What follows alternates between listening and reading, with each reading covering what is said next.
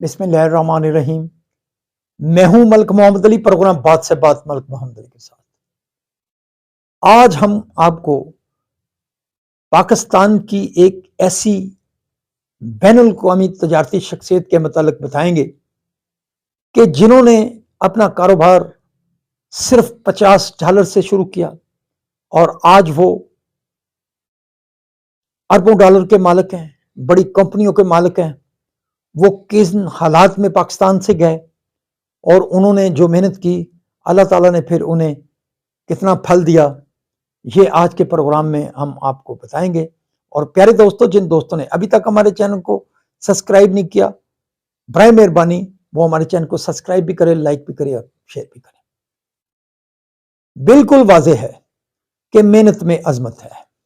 जो बंदा मेहनत करता है और दयानतदारी के साथ काम करता है और अपने काम के असूल में वो खास तौर पर ईमानदारी को तरजीह देता है, दयानतदारी करता है और फिर वो अपने उस कारोबार में जब मेहनत करता है, भरपूर मेहनत करता है, तो अल्लाह ताला भी फिर ऐसे लोगों को कामयाबियां अता करता है। तो इसी हवाले से बात होगी कि वो पाकिस्तान की कौन सी ऐसी तजारती शख्सियत है जो बैनुल अक़वामी सतह पर अपनी एक पहचान रखती है। दुनिया भर में उनकी बड़ी कंपनियां फैली हुई हैं जो काम कर रही हैं।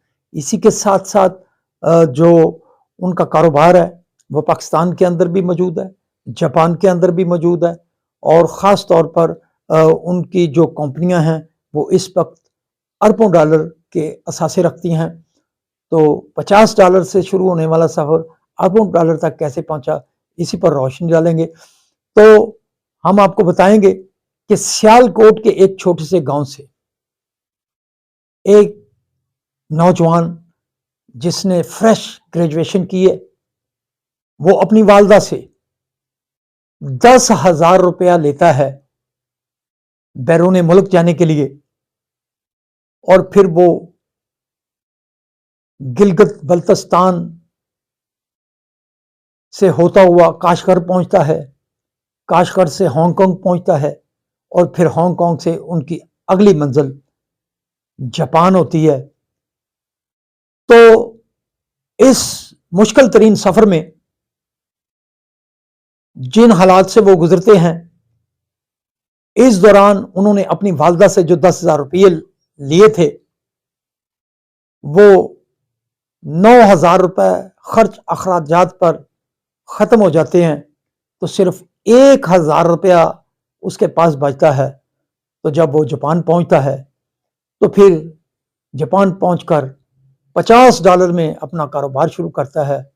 तो फिर अल्लाह की रहमतें, बरकतें ऐसे नाज़िल होती हैं, उनकी दयानत और खुददारी, ईमानदारी में इतनी बरकत पड़ती है, तो फिर वो शख्सियत इतनी बड़ी कंपनियों के मालिक बन जाती है।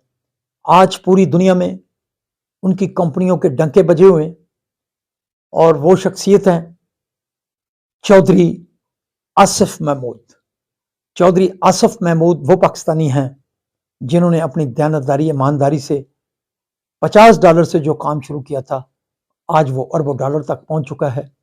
चौधरी आसिफ महमूद इस वक्त पाक जापान ट्रेडिंग कंपनी के CEO हैं। इसके साथ साथ दुनिया भर में उनकी कंपनियां काम कर रही हैं और पाकिस्तान के अंदर भी उन्होंने जो कंपनियां लॉन्च की उनमें ऑरेंज ट्रेन का मंसूबा भी शामिल है, मंगला डैम और दीगर ऐसे प्रोजेक्ट हैं जिन पर उनकी कंपनियों ने काम किया है। इसके अलावा भी पूरी दुनिया में उनके काम फैले हुए हैं और चौधरी आसिफ महमूद दयानतदारी, ईमानदारी का एक बहुत बड़ा सिंबल है। ख़ास तौर पर नौजवानों के आगे उनकी शख्सियत एक बहुत ही पुरवकार शख्सियत है और नौजवानों के लिए वो रोल मॉडल हैं कि अगर दयानतदारी, ईमानदारी और हिम्मत से काम शुरू किया जाए तो वो अल्लाह ताला भी फिर उसमें बरकत डालता है।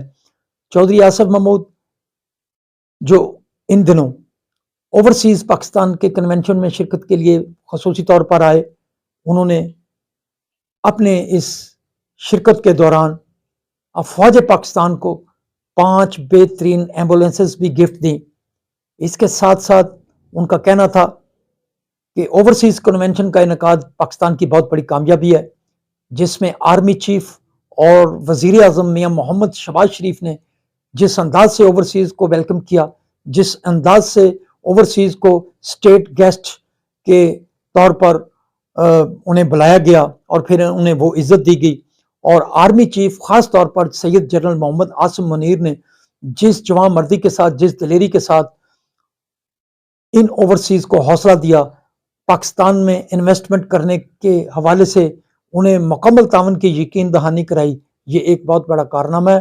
اور اسی حوالے سے پھر حکومت پاکستان نے چودھری آصف محمود کو ممبر بورڈ آف گورننس